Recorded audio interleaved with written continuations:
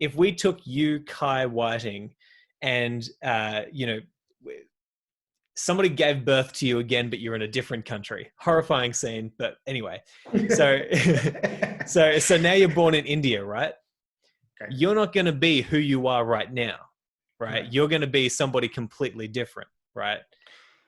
Well, not completely, because I still, from a Stoic position, I still have because there's two things that are nature given. There's my humanity, so I'm still universal nature, right? So yeah, that is given by God or Logos, or the universe, or the discussion.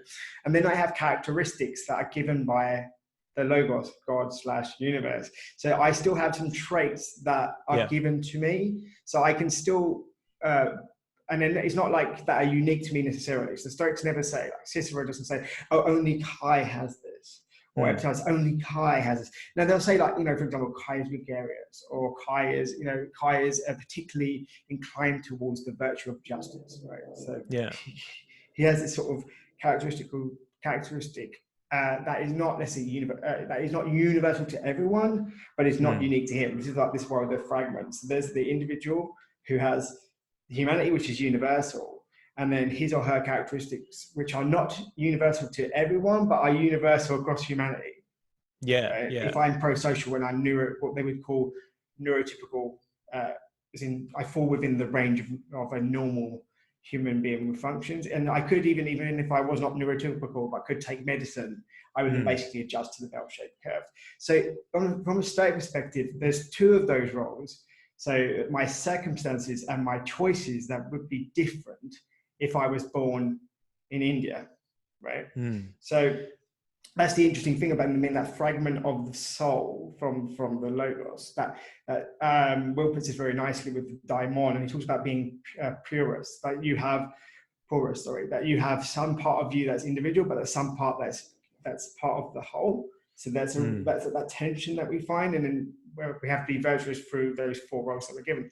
So yes, Kai born in India, it's very likely, for example, that I would have a different idea of religion, depending on which community I was born in. I could be Christian, I could be Hindu, I could be Muslim. Unlikely to be atheistic if I'm born in India.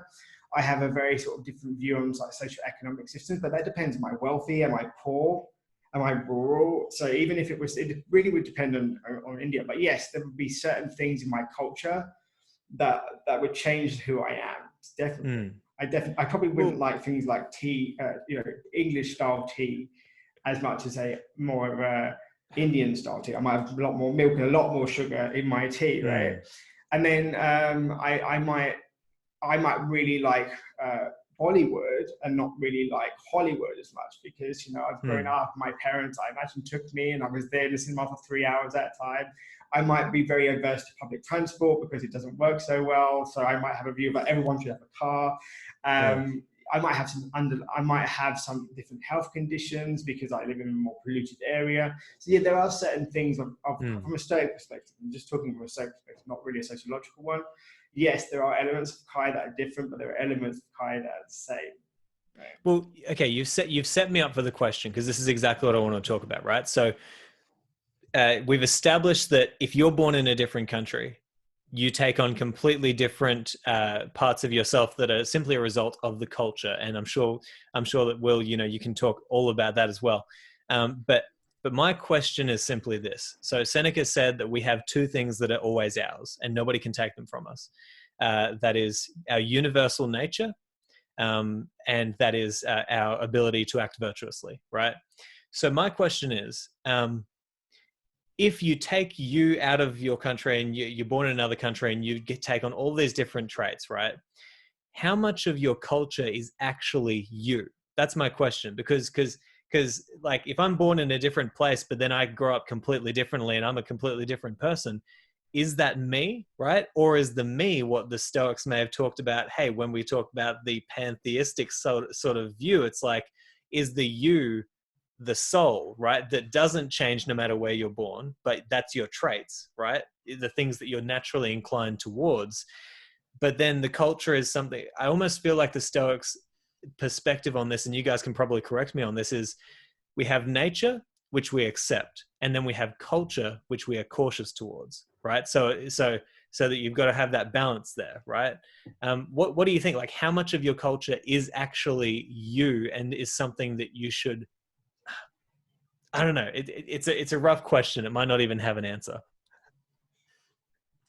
Well, I mean, you're a sociologist. I think I'll just jump in very quickly, and then do you remember what we said about the difference between talent and inclination when we were talking about your music skills?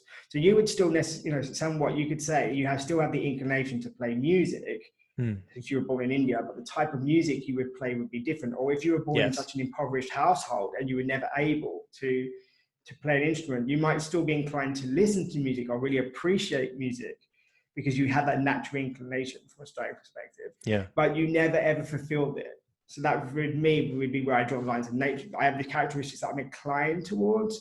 Like I have an inclination towards justice. I might, if I was wealthy, become a judge. If I was poor, I might become a more reasonable thief. I don't know, like depending on my circumstances, although I would be somewhat contradicts my call to be pro-social, perhaps, depending on why I'm thieving in the first place.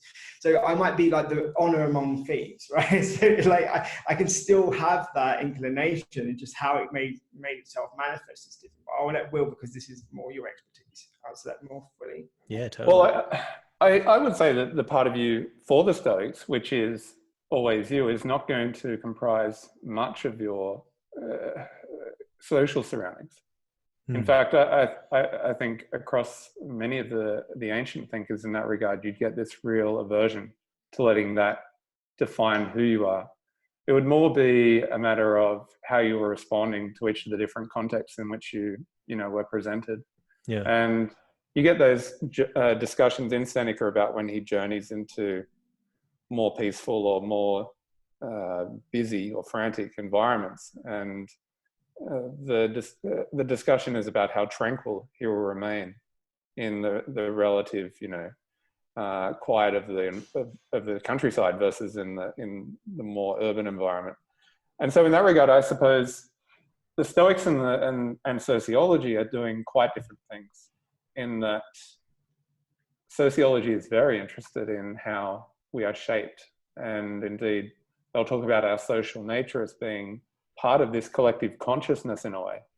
Now, there's something dispersed about consciousness for the Stoics too. It's a very different sense of dispersion. And it's more a sense of you're a fragment of this universal reason. And then you as Kai has indicated, you then do with it what you will in different ways to each other. And if those ways are affected by your surroundings, and for the Stoics, I say that would be distancing yourself